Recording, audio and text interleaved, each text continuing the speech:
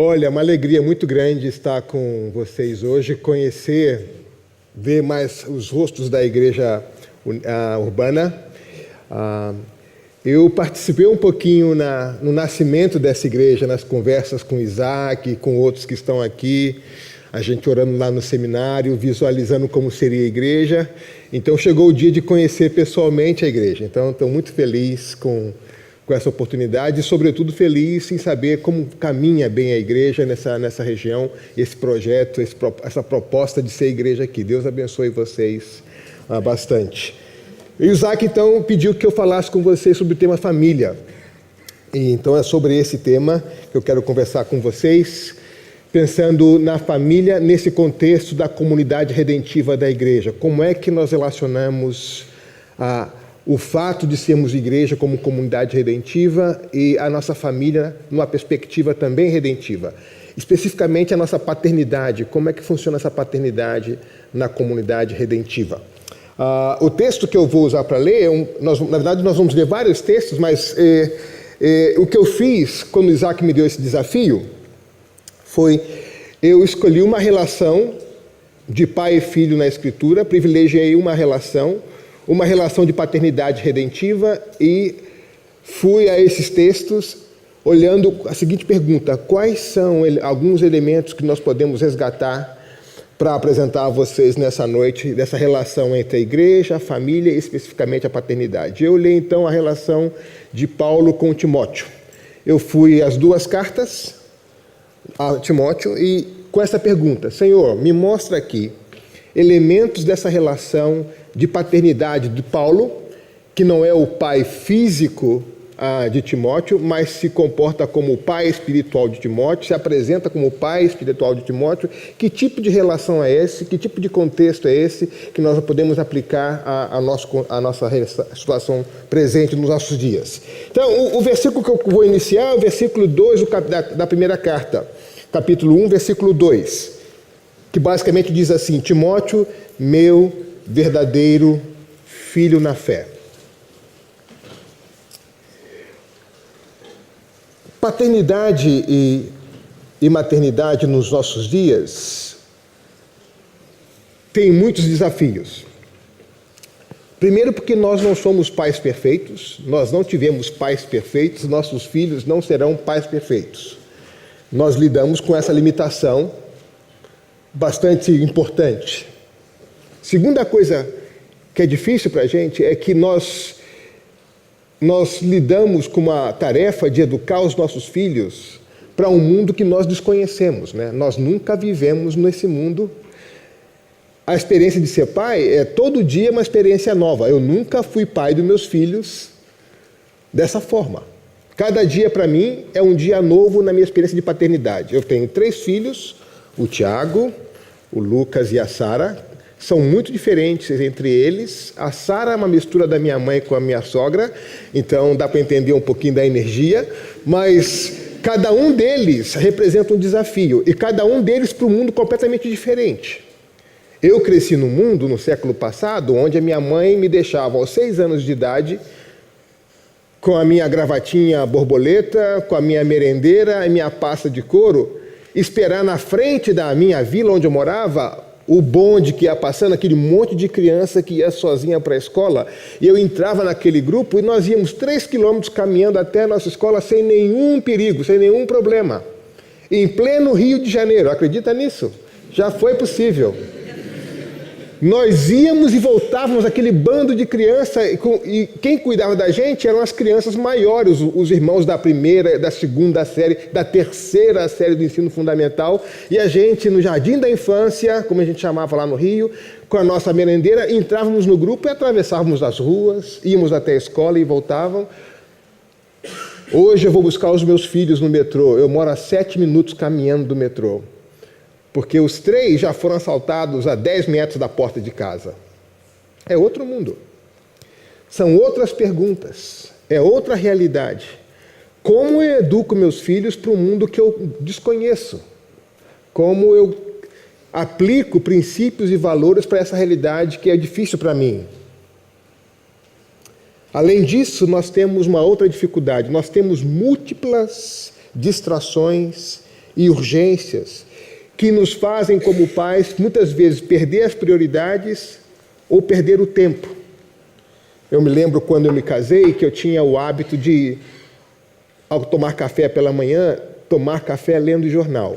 E ao me casar, eu descobri que a minha esposa odiava toda vez que eu lia o jornal na mesa do café, porque ela queria que nós tomássemos o café junto.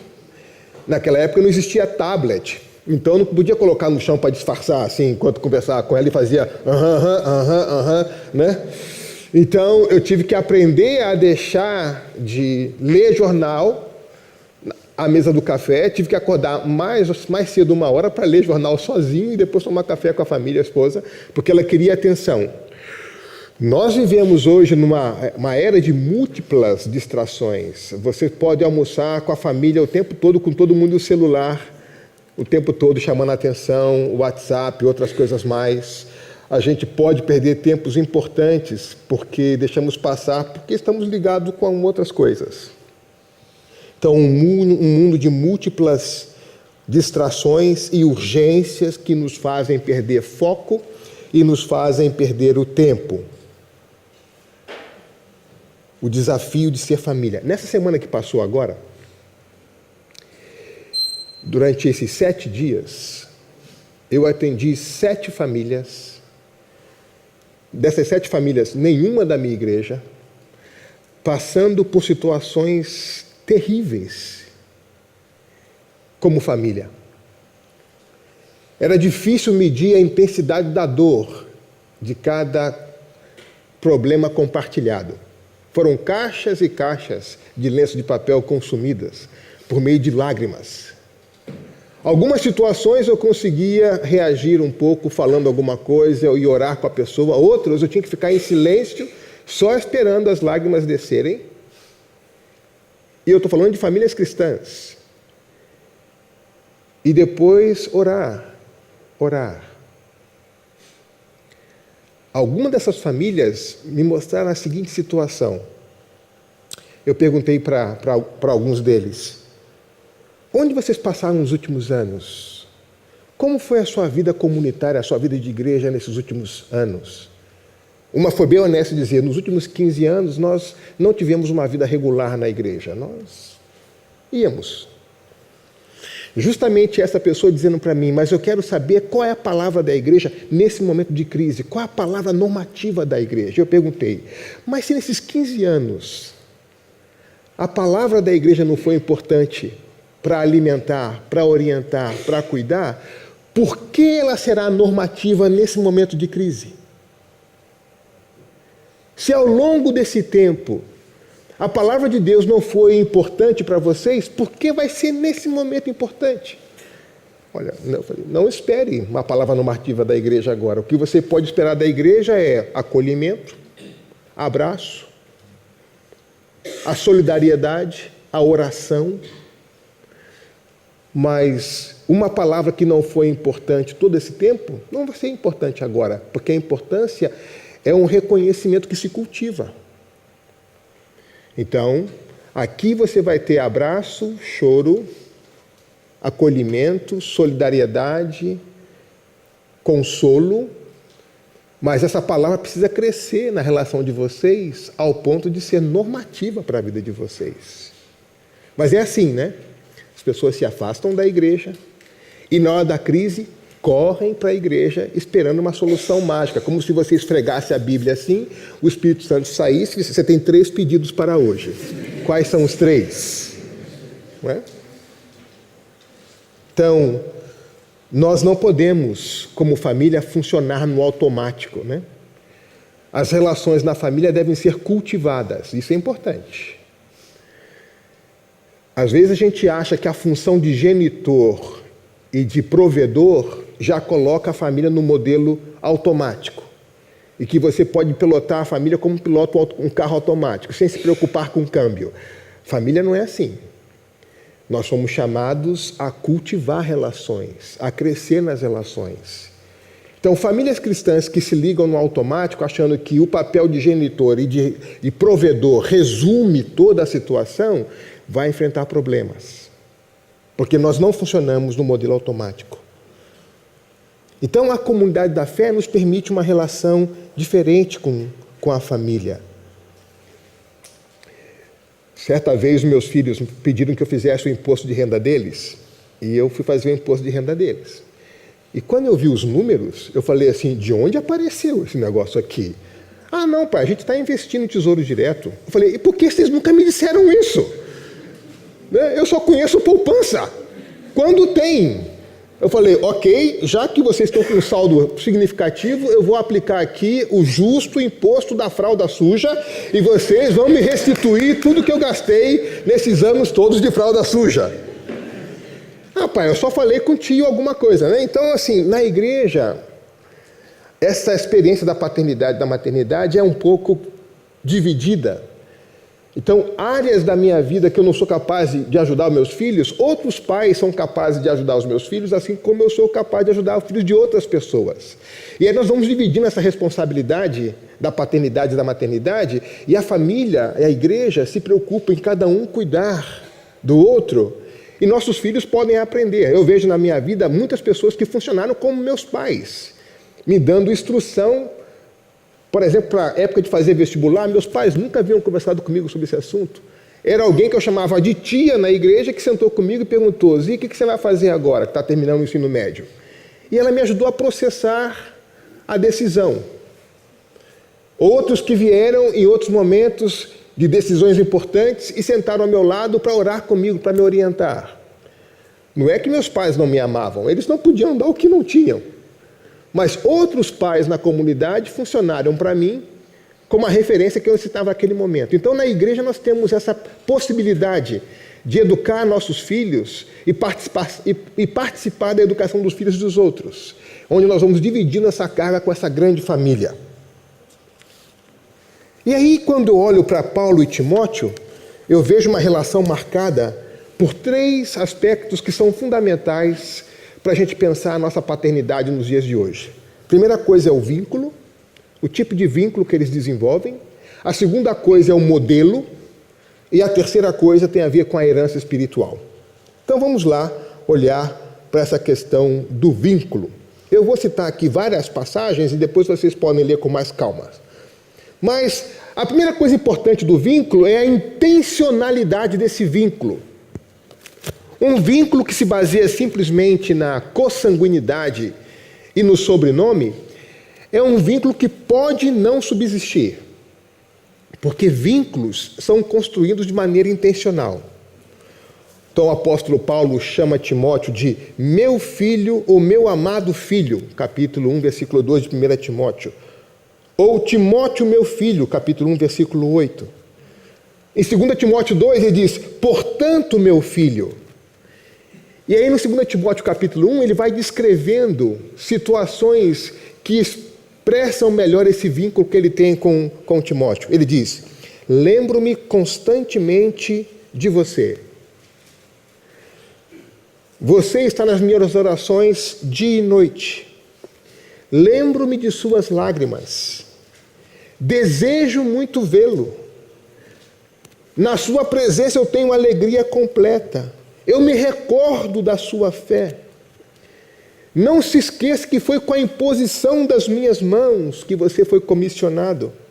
Versículo 8. Não se envergonhe nem do testemunho do Senhor, nem de mim, prisioneiro do Senhor. O apóstolo Paulo, no capítulo 5 da primeira carta, diz, recomendações com relação à saúde de Timóteo. Olha, você tem enfermidades muito frequentes. Não esqueça de tomar aquele milkshake abençoado da sua igreja. Ele chama Timóteo de homem de Deus. Eu lembro-me constantemente de você. Você está nas minhas orações dia e noite. Eu me recordo das suas lágrimas. Desejo muito vê-lo. Paulo, na vida de Timóteo, foi presente, ele foi atento, ele tinha um compromisso, ele foi desafiador e ele foi intencionado. Ele estava presente na vida de Timóteo. Quando meus filhos estavam na adolescência, entrando na adolescência, a minha esposa me chamou e disse assim: seria importante você abrir um espaço na agenda para gastar mais tempo com os meninos. Naquela época eu estava no campo missionário e eu passava 5 meses do ano fora do país viajando.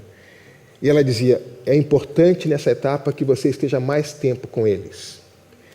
E lá em casa todo mundo gosta de música. Então eu fui até o Sesc e o Senac ali, o Sesc de Vila Mariana, e descobri que tinha uma escola de música lá e tinha vaga para 3 trombones. Então os 3 se matricularam na classe de trombone para a alegria da vizinhança nossa no bairro. E durante 5 anos nós passamos os 3 estudando durante 3 horas por semana trombone no Sesc da Vila Mariana.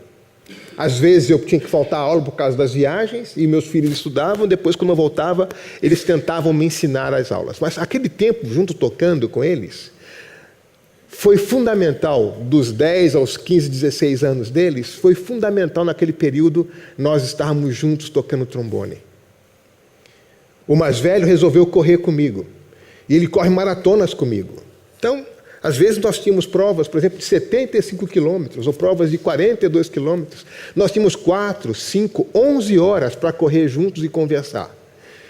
Conversamos muitas coisas enquanto corríamos, trocamos muitas ideias, tempo junto, intencionalidade. Foi uma boa recomendação da minha esposa: invista tempo com eles.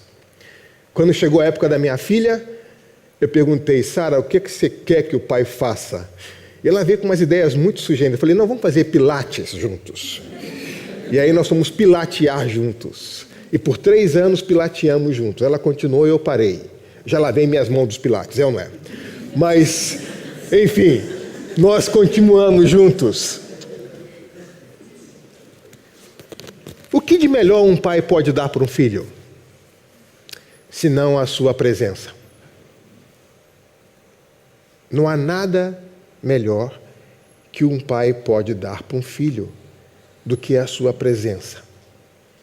Estar presente quando o filho chora, orar por ele de dia e de noite, desejar vê-lo, ter a alegria em seu filho, lembrar-se constantemente dele, estar presente, uma presença atenta. Essa presença atenta cria vínculos entre pais e filhos. Vínculos afetivos são resultado de uma ação intencional. Consanguinidade e sobrenomes não produzem vínculos duradouros.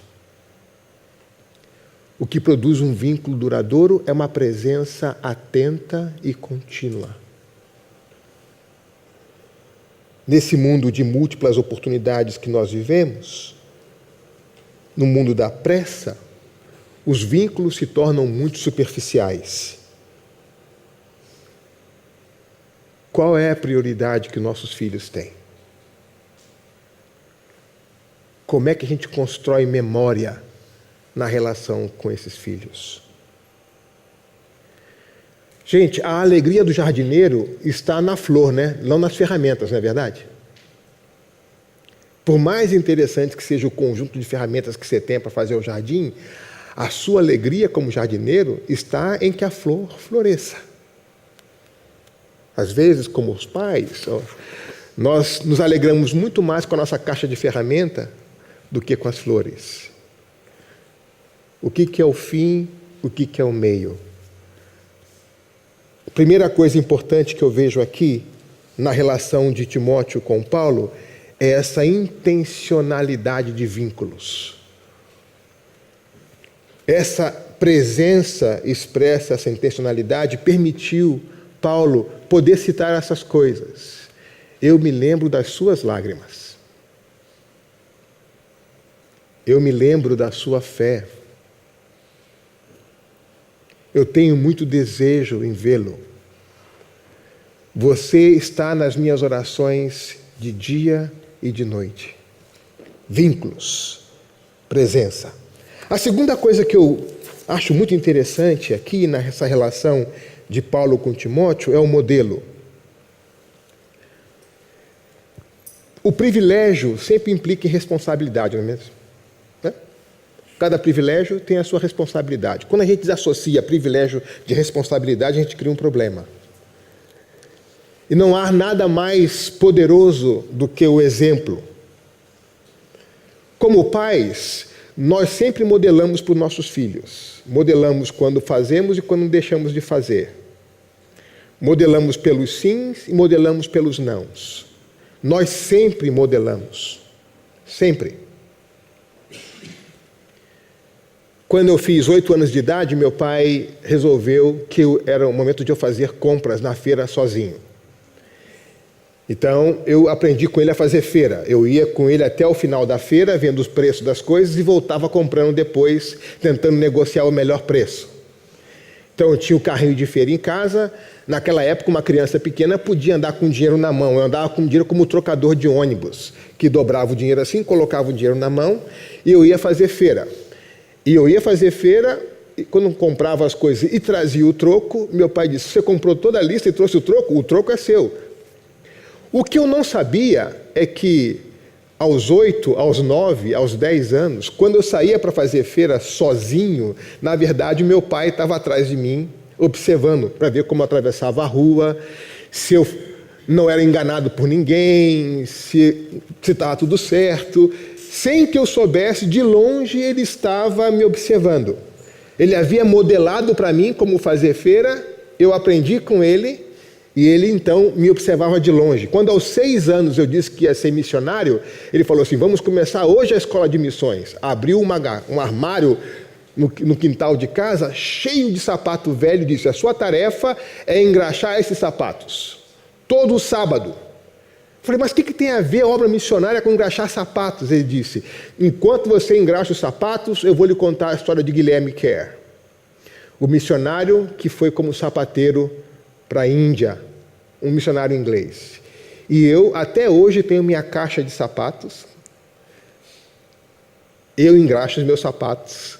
E toda vez que eu engraxo meus sapatos, eu me vejo com 6 anos, meu pai me contando a história de Guilherme Kerr. E eu tenho a minha caixinha de sapatos. O meu pai já não está mais aqui, mas a caixa de sapatos está lá. É claro que a graxa já é outra, mas a eficiência continua no processo. Ele dizia, meu filho, no campo missionário vai haver momentos onde você não vai ter sustento. Vai ser necessário aprender a engraxar sapatos, lavar a louça, fazer outras coisas, para que você sobreviva. Eu fiquei 33 anos no campo missionário e eu lembrava dessa experiência de meu pai me ensinando aos 6 anos sobre a vida de Guilherme Kerr enquanto eu engraxava sapatos. Olha que interessante o versículo 13 do capítulo 1 de 2 Timóteo. Olha só a afirmação que Paulo faz.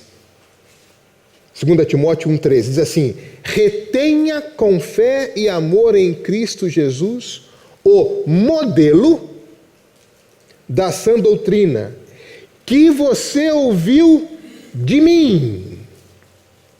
Retenha o modelo que você ouviu de mim. E ele continua, versículo 10 e 11, no capítulo 3, dessa mesma carta. Olha o conteúdo daquilo que ele ouviu. O texto diz assim, você tem me seguido de perto. E tem visto o meu ensino, a minha conduta, o meu propósito, a minha fé, a minha paciência, o meu amor, a minha perseverança, as perseguições e os sofrimentos que eu tenho e tenho visto todos os livramentos que o Senhor tem dado. Olha o conteúdo programático dessa universidade da vida, dessa escola da vida que Paulo ofereceu ao Timóteo. Você me acompanha de perto. E porque você me acompanha de perto, você tem aprendido sobre o meu ensino, a minha conduta, o meu propósito, a minha fé, a minha paciência, o meu amor, a minha perseverança. Tem visto as perseguições e os sofrimentos. Tem visto como de todas as coisas o Senhor me livrou. Em 1980, meus pais resolveram mudar do Rio de Janeiro para a Serra, da cidade do Rio para Nova Friburgo. Papai resolveu comprar uma casa. Ele comprou a casa em Nova Friburgo, mas para poder pagar a casa, ele precisava vender a nossa casa lá no Rio de Janeiro. Então ele colocou uma placa na frente da casa, uma casa que tinha um terreno muito grande. Chegou o dia de pagar a casa e o dinheiro não havia, porque ele não tinha vendido a casa. Então, no café da manhã, nós nos sentamos para orar. Ele disse: vamos agradecer ao Senhor o dinheiro que Ele vai mandar para poder pagar a casa hoje. E eu já tinha 17 para 18 anos, falando assim: meu pai é um irresponsável. Como é que ele compra uma casa sem ter o dinheiro todo? Por que ele marcou? Ele não tem juízo. E meu pai: vamos orar? Sim, vamos orar. Vamos orar. Acabamos de orar, toca a campainha. Aparece um senhor lá na frente. Morava numa região militar, mas eu não conhecia aquele senhor muito bem, então segui meu pai. Meu pai se aproximou do portão e falou: pois não, bom dia. Ele disse: o senhor quer me vender essa casa? Aí eu: hein? Meu pai disse: claro, a casa está à venda. Ah, é? Eu não sabia. Não, claro, está a placa aí na frente. Que placa? Está aí. Na árvore pendurada. Ele: não tem placa nenhuma aqui. A placa havia caído e ficou entre a árvore e o muro. Então, estava no chão a placa. E eu fiquei assim: nossa, Jesus, aí vem, né? Placa no chão, tem cheiro de milagre aqui nesse negócio. E eu só observando. E meu pai falou assim: olha, já é sexta-feira, eu não tenho condições de ir hoje ao cartório com o senhor, e eu preciso pagar. Contou a história. E o cara falou assim: quanto o senhor quer vender a casa? Meu pai disse o valor e disse assim: o senhor me espera um minutinho, eu vou em casa buscar o dinheiro. Eu falei: meu pai, esse cara é traficante. Ninguém tem esse dinheiro dentro de casa? Ou ele é traficante, ou alguma coisa está acontecendo aqui no Rio de Janeiro, aquela quantidade de dinheiro. E ele falou: bom, vamos ver que dinheiro é esse. E o senhor veio com uma bolsa assim na mão, e de fato, ali estava o dinheiro. Meu pai falou para ele assim: bom, o senhor vai ter que esperar até segunda-feira, porque não dá para ir no cartório hoje, eu preciso pagar a casa hoje, e na segunda-feira eu vou com o senhor no cartório e a gente oficializa a compra e venda. E o senhor disse: tudo bem, pode ir. Eu falei: é milagre, é milagre. É um traficante que confia no senhor. Alguma coisa assim. Meu pai foi, comprou a casa, pagou a casa, voltou. Na semana seguinte fez a documentação, enfim. Isso foi em 80. 88 eu já morava em São Paulo, estava na sede da missão aqui. Um dos nossos missionários teve que voltar para os Estados Unidos. Um filho dele nasceu com a síndrome de Down, ele não podia ser bilíngue, então o médico disse: ou ele vai aprender inglês ou vai aprender português. Então eles decidiram voltar para os Estados Unidos para poder educar o filho lá, no contexto maior da família. Ele colocou a casa para venda para poder comprar a casa lá e estava ficando nervoso porque não tinha vendido a casa. Eu falei: Bill, eu vou te contar uma história. E eu contei a história de 8 anos atrás. Ele ouviu, não falou nada. E chegou o dia dele ir embora, ele não vendeu a casa.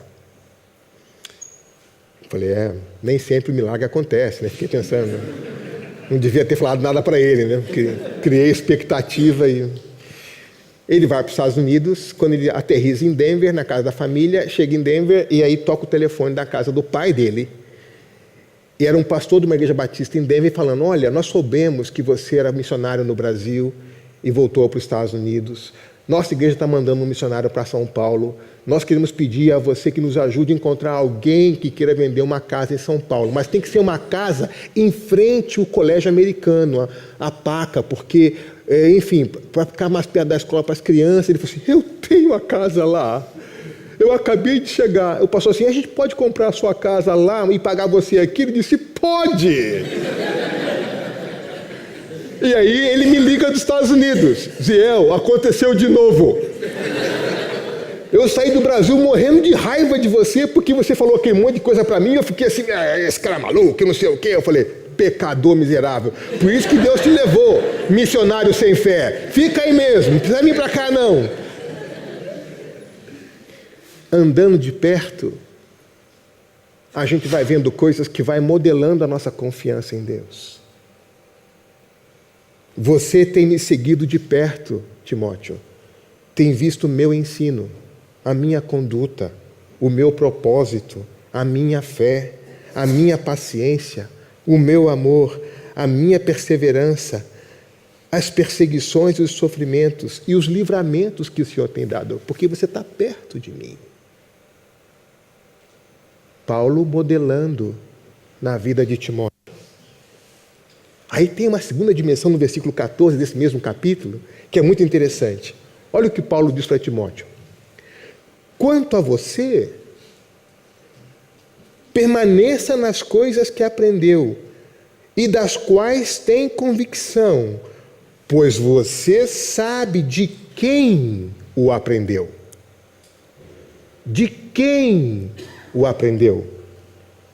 A autoridade vem do exemplo. Não vem da posição de hierarquia. A autoridade vem do exemplo. Então a pergunta aqui para os pais é: de perto, o que os nossos filhos estão aprendendo com o nosso modelo?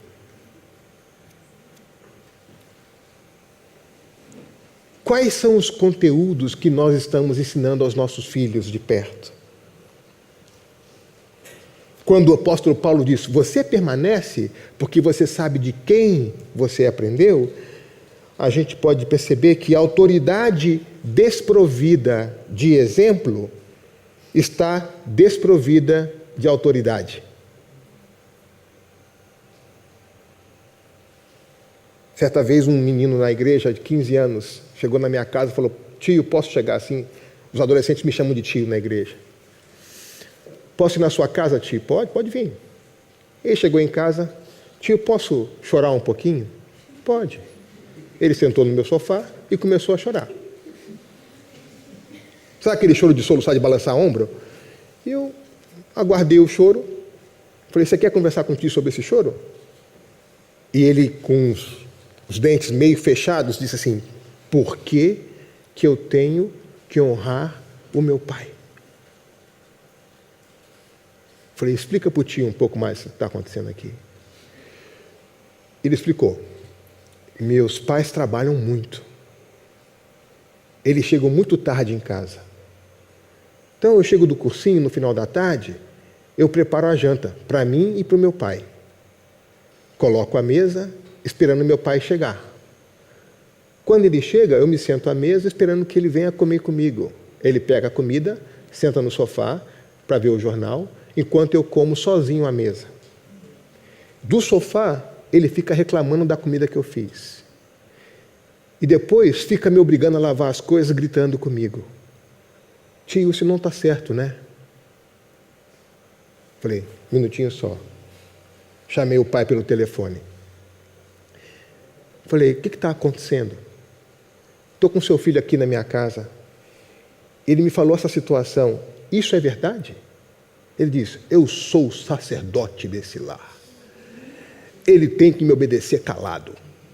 É assim que funciona nessa casa. Falei, rapaz, me conta, na nossa igreja, qual é o filho de 15 anos que você conhece que cozinha para o pai comer? Os meus filhos, se descobrirem que o meu pudim está escondido atrás do jiló, eles catam.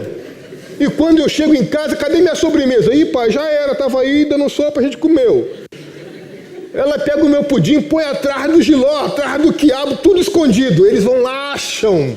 De que é isso aqui? Já era. O teu filho cozinha para comer com você. Eu perguntei quantos jovens na nossa igreja, eu em toda a minha existência, é a única vez que eu ouvi essa história de um adolescente, menino, que cozinha para o pai, esperando o pai chegar para comer junto, e o pai fica reclamando. Falei, desse jeito que você usa autoridade familiar, você vai perder os seus filhos. Perdeu o filho mais velho, perdeu o filho do meio, perdeu o último filho, perdeu o casamento, porque era uma autoridade desprovida de exemplo. A autoridade desprovida de exemplo está desprovida de autoridade. O apóstolo Paulo diz assim, você sabe de quem você aprendeu. Agora, olha que coincidência interessante. Essa vocês têm que abrir. Abra lá 2 Timóteo 4,13. E depois 1 Timóteo 4,13. Que coincidência interessante isso aqui. Em 2 Timóteo 4,13, Paulo faz menção de me traga os livros e, sobretudo, os pergaminhos. Lembra disso? Me traga a capa, os livros e os pergaminhos. Não é isso? 1 Timóteo 4,13, ele diz assim: Timóteo, dedique-se à leitura pública. Oh. O pai espiritual pede os livros e os pergaminhos. É um bom exemplo. O desafio: dedique-se à leitura pública dos textos. Olha a relação de exemplo e a autoridade para dizer: dedique-se a isso. Ele sabe. Paulo, na prisão, na segunda prisão, prisão romana, escura, úmida, no buraco do chão, não é igual à primeira prisão onde ele estava, me pede os pergaminhos e os livros. E ele me exorta a ler, porque eu vejo na vida dele a importância que isso tem. Percebe? A autoridade desprovida de exemplo está desprovida de autoridade. E eu diria para vocês o seguinte: toda vez que a autoridade é desprovida de exemplo, nós temos um abuso de autoridade. E vocês sabem que em 101 casos de afastamento das pessoas da igreja é motivada por abuso de autoridade. Autoridade sem o respaldo do exemplo. Autoridade simplesmente pelo uso do poder. Primeira coisa importante, vínculo intencional. Segunda coisa, modelar. Nós modelamos. Terceira e última coisa que eu vejo aqui é a dimensão da herança espiritual.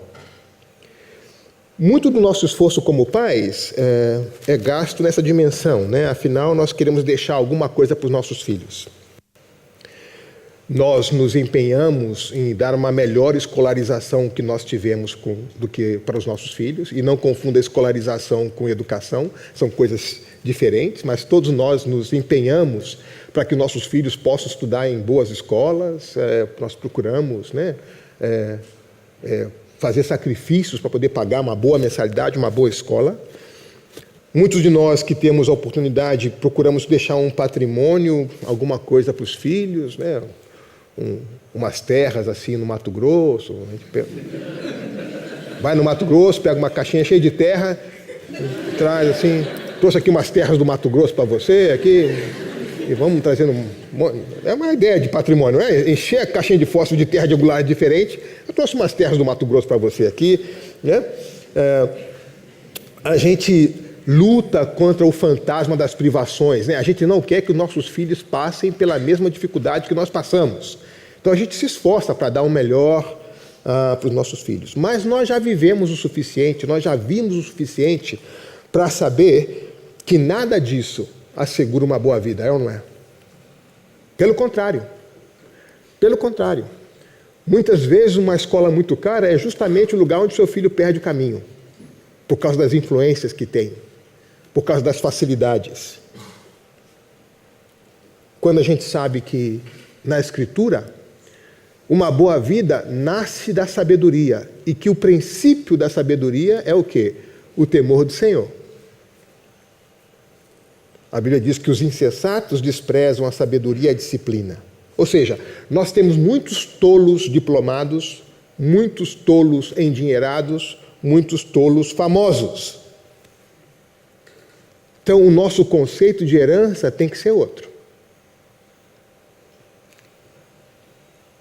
O que nós devemos deixar para os nossos filhos é esse legado espiritual.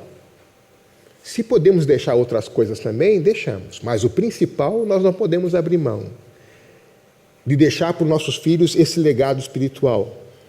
Paulo faz duas observações interessantes com relação a esse legado espiritual. Em 2 Timóteo, ele menciona a seguinte coisa: eu dou graça a Deus, a fé a quem sirvo, com a consciência limpa, como serviram os meus antepassados. Ele diz: essa consciência limpa com que eu sirvo o Senhor nesse momento, meus antepassados serviram também com essa mesma consciência. Ele dava graças a Deus por isso. E ele menciona de novo a importância dessa herança quando fala de Timóteo. Eu sei que em Timóteo você há uma fé sem hipocrisia que primeiro habitou na sua avó Loide e na sua mãe Eunice e que agora também habita em você. Então há um legado de geração em geração, como diz o Salmo 145, de geração em geração você vai contando as bondades do Senhor. Paulo dava graças a Deus, a maneira como os seus antepassados serviram a Deus de consciência limpa, e ele reconhece na vida de Timóteo também que a sua avó e a sua mãe tinham uma fé sem hipocrisia, uma fé não fingida. E por que essa herança espiritual é importante? Porque com o passar dos anos, como pais, nós vamos aprendendo a seguinte dinâmica. À medida que nossos filhos crescem, nós vamos diminuindo a nossa presença física para aumentar a nossa influência sobre eles. Não é isso? Quando os filhos são pequenos, nós estamos só ao redor deles, eles caem, a gente socorre, mas à medida que eles vão crescendo, tendo autonomia, nós vamos nos distanciando. Os filhos batem suas asas, vão morar em outros lugares, em outros países, vão estudar em outro lugar. Quanto mais os filhos crescem, maior a nossa presença física e maior a nossa influência sobre eles. Até o ponto que o Senhor nos leva, e já não há mais nenhuma presença física, mas os pais continuam sendo influentes sobre a gente. Eu posso passar aqui uma noite inteira falando para vocês só frases com as quais a minha mãe me educou. Que lá no seminário eu chamo de Estela 3,16. Viveu com os irmãos no céu, oh que glória, com os irmãos na terra é outra história. Estela 3,16. Mamãe me educou assim, com essas sabedorias populares. Ela já morreu há muitos anos, há 23 anos, mas os ensinos dela continuam aqui. Meu pai já morreu há 1 ano, mas os ensinos dele continuam aqui. A presença física diminuiu, mas a herança espiritual, essa continuou. Essa continuou. O apóstolo Paulo faz menção. Eu sei, Timóteo, que você aprendeu essas sagradas letras desde a sua infância. Capítulo 3, versículo 15 do segundo livro da segunda carta. Ou que essa sabedoria, a sagrada letra, ela te torna sábio para a salvação mediante a fé.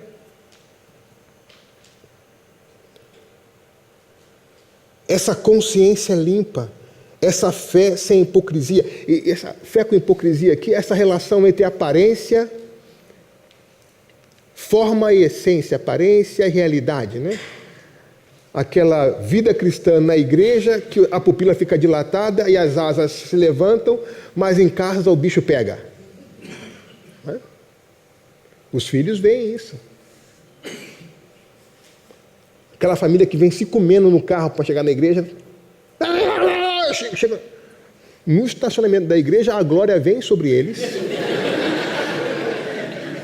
Aquele abatimento espiritual, aquele silêncio profundo, o coração fica compungido, já entra dando aleluia pela porta, não é? E os filhos estão assim, são as mesmas pessoas? O que aconteceu? Ah, Jesus, Jesus. E aí termina o culto, a asa desce e as antenas do Wi-Fi se manifestam. O apóstolo Paulo exemplifica essa tensão. Ele diz assim, olha, se alguém não cuida dos seus parentes, especialmente dos da sua própria família, negou a fé. É pior do que um descrente. Olha isso. Essa realidade da fé pública e da fé privada. E essa responsabilidade de transmissão geracional. Uma outra coisa que o apóstolo Paulo menciona que eu gosto muito é, falando sobre os ricos na igreja, ordene-lhes que pratiquem o bem, que sejam ricos em boas obras, generosos a ponto de repartir. Essa boa fé, essa fé sem hipocrisia que estimula a generosidade.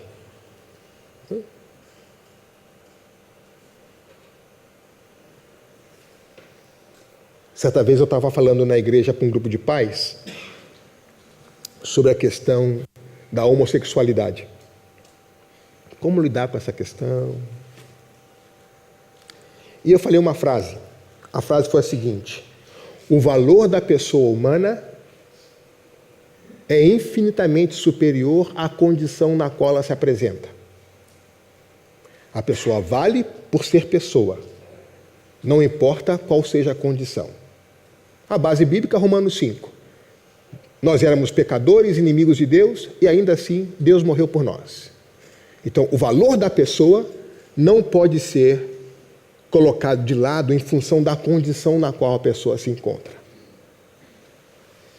E aí um pai começou a ficar inquieto enquanto eu falava, e ele disse: eu preciso pedir perdão aos meus filhos. Eu falei: por quê? Porque eu ensinei meus filhos a odiar essas pessoas. Eu ensinei meu filho a fazer brincadeiras que não são boas. Fui eu que ensinei meus filhos nisso. E hoje eu vejo meus filhos fazendo, mas fui eu que os ensinei a fazer isso. Eles me viram fazendo e eu preciso pedir perdão a eles. Eu ensinei errado. Eu falei: é verdade. É verdade, você ensinou errado. Ser generosos, ser cuidadosos, atenciosos. Pois bem, nesse Dia dos Pais, nessa conversa sobre família, como nós vimos na peça, a importância que o avô de Wesley teve sobre Susana, sua mãe. A mãe teve um pouco mais de juízo, teve menos filhos. E a importância que Susana teve na vida de Wesley. Wesley, para continuar a história, não teve uma família perfeita. O casamento de Wesley foi uma tragédia. Charles Wesley ficou muito chateado com seu irmão quando ele se decidiu casar. Para vocês terem uma ideia, certa vez a esposa de Wesley levantou na igreja enquanto ele pregava, foi lá e estapeou ele no púlpito. Coisa simples assim. É por isso que eu não trago a minha esposa nessas programações que eu estou fazendo. Mulheres metodistas são um pouco violentas, né? Fica em casa, hein? Vai que ela levanta aqui, depois senta lá. Mas é impressionante, quase ninguém lê sobre a vida familiar de Wesley, né? Quando ela morreu, ele não foi ao enterro dela, viviam separados, longe. Ele nunca se voltou a casar, nem ela voltou a casar, mas ele teve uma vida familiar trágica.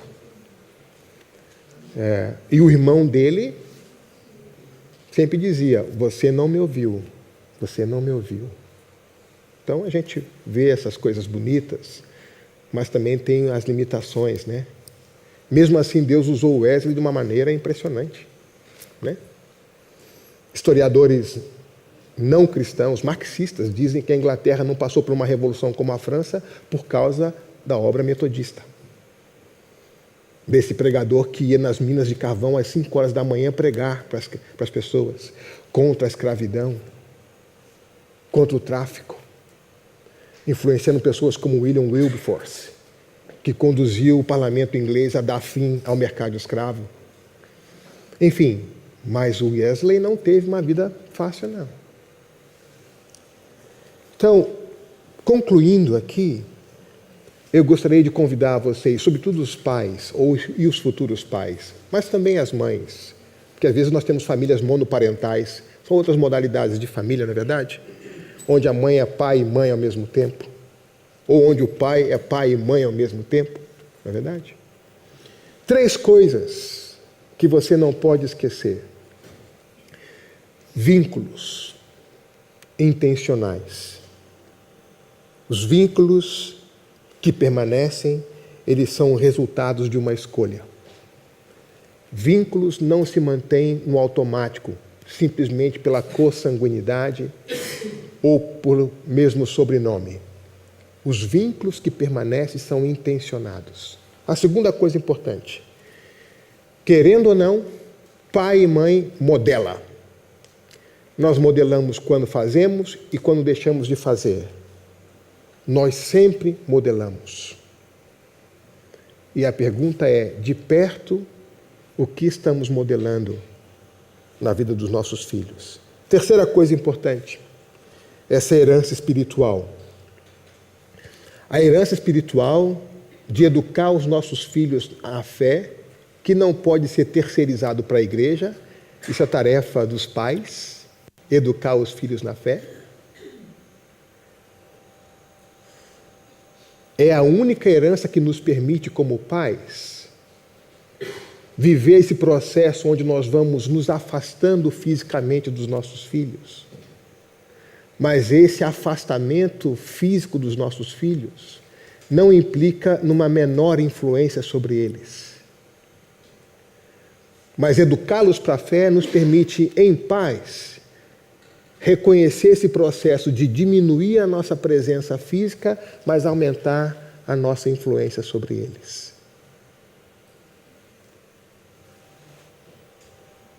E não se esqueçam, Deus a quem Jesus nos ensinou chamar de Pai, de Paizinho, Abba. Deus em Cristo se deu por nós para restabelecer esse vínculo. Deus em Cristo modelou para nós uma imagem de Pai. E Deus em Cristo nos redime para o tipo de pai que Ele acha que nós devemos ser.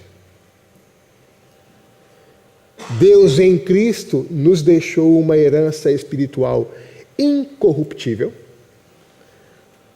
que vamos com Ele desfrutar eternamente. Não desista de orar como afirmou Josué em Siquém: eu e minha casa serviremos ao Senhor.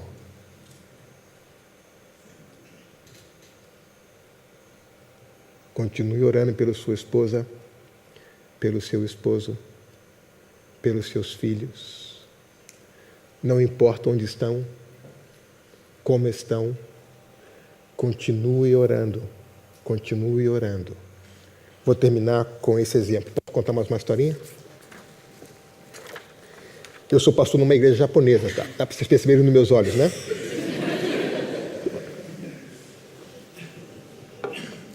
Um dia chega um senhor japonês na igreja, 60 e poucos anos, se senta lá, eu estou pregando, antes de terminar o culto, ele não consegui falar com ele.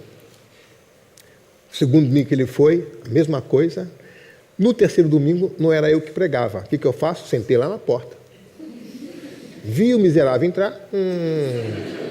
Falei, hoje eu pego ele. Quando terminou o culto, ele saiu. Opa! É a terceira vez que eu o vejo aqui. Quem é você? Qual é o seu nome? De onde você vem? Ele disse, meu nome é Paulo. Paulo? Não vou dizer meu sobrenome, senão você vai saber quem eu sou. Eu falei, epa! Pode ser um japonês da máfia, não? Pode ser um Paulo Yakuza. Falei, acho que eu excedi na minha pergunta, né?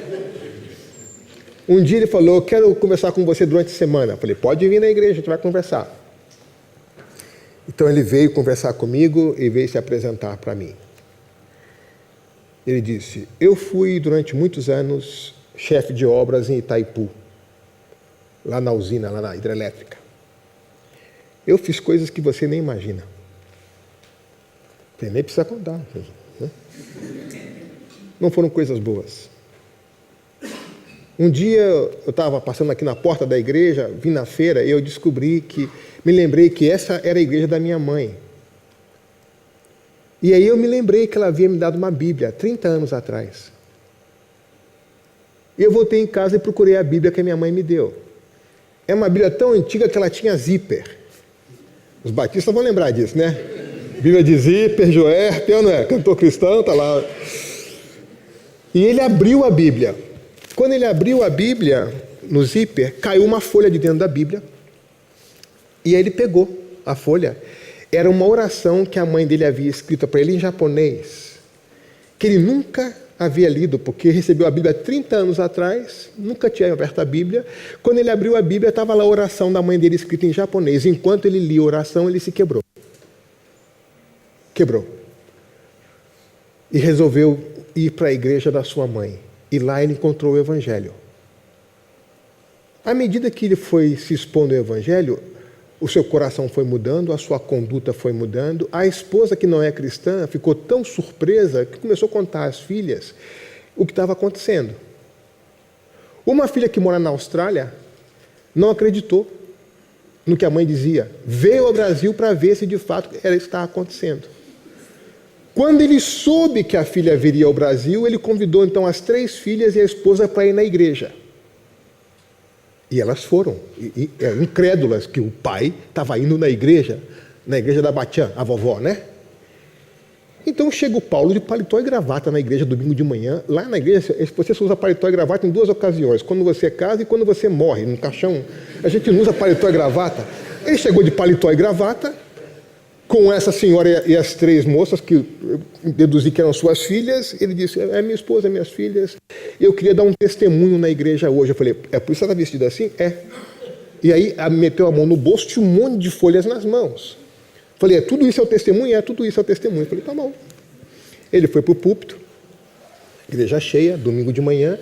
Ele olha para a esposa e diz assim, eu quero lhe dizer que nunca lhe fui fiel. Primeira afirmação do sermãozinho dele. Agora, gente, isso é uma igreja japonesa. Igreja japonesa, as pessoas nem piscam, para não, entendeu? É aquele negócio. Você fica com vergonha só de pensar na ideia que alguém pode ficar com vergonha, tá entendendo? Então, aquele negócio assim, e o cara, primeira frase dele, eu nunca lhe fui fiel. A gente... E eu falei assim, quem foi o miserável que deixou esse cara falar aí na frente? Fui eu. E ele continuou contando os seus podres. A esposa constrangida, as filhas constrangidas, e ele falando o que Jesus estava fazendo na vida dele. O que ele fazia, deixou de fazer, o que ele fazia, deixou de fazer, o que ele fazia, deixou de fazer. E aí o tempo foi passando, a gente entrando em pânico. Ele mete a mão no bolso, falei, vai pegar a faca agora, vai... Né? Acabou de pagar esse mico todo, vai fazer um final apoteótico a lá samurai, né? Tarai, a musiquinha toca no final, né? Ele enfia a mão no bolso, tira uma caixa e fala, tá lá. E ele abre a caixinha, era um anel. E ele disse assim, eu quero pedir a minha esposa em casamento. É isso, foi isso. Vocês estavam lá? Foi exatamente esse suspiro celestial que eu ouvi na igreja toda. Todo mundo... E a gente olhando para a esposa dele para ver se ela aceitava, né? Ele disse, eu nunca lhe fui fiel, mas Jesus mudou a minha vida, agora eu quero casar de maneira diferente. Agora vai ser um casamento de verdade. A gente olhou para a esposa dele. Aí ela ficou, não sei se sem graça ou movida, alguma coisa. Ela disse assim, eu aceito. Aí a gente, yes! E aí, em pleno culto de manhã, tivemos que parar o culto para fazer uma cerimônia de casamento. Aquele chororô na igreja danado. Fizemos lá a cerimônia de casamento, depois eu tinha que pregar. Eu falei, Paulo, você acabou com o meu sermão. Eu não sei o que eu vou pregar agora. Ele, mas não, eu só queria dar um testemunho. Eu falei, pois é, agora quando a gente chegar em casa, todas as esposas vão perguntar, quando é que você vai fazer isso lá na frente?